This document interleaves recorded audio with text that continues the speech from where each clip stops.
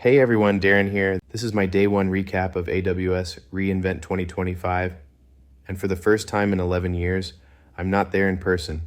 Instead, I'm watching from afar, with Google Photos reminding me of every reInvent trip I've ever taken.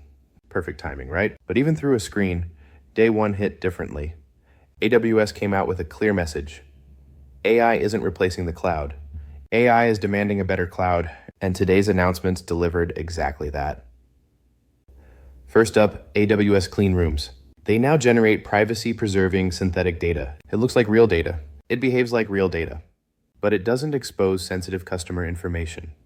For teams that need to collaborate across orgs or business units, this is huge. And it signals something bigger.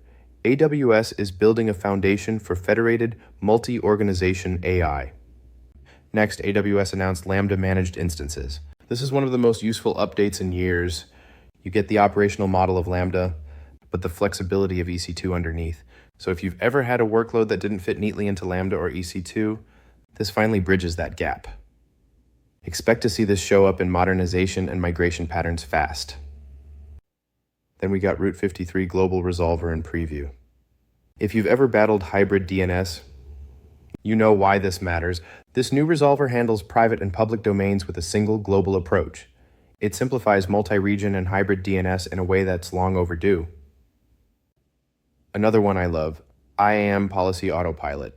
It's open source. It scans your code, and it generates the correct IAM permissions automatically.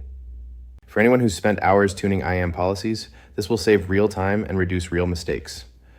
It's also got new orchestration and reliability features. Nothing flashy, but very meaningful for Kubernetes operators. This is AWS, smoothing out the rough edges of running containers at scale. And finally, AWS Partner Central moved into the AWS console. A small change, but a welcome one if you work with marketplace listings, partner programs, or map funding. So what does day one tell us? AWS is preparing for an era of agentic-AI.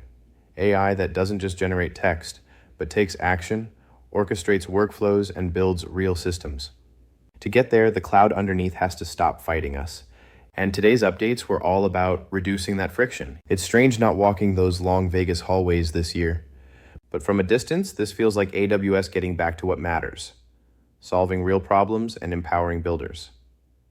I'll be back with more as reInvent continues. Stay tuned.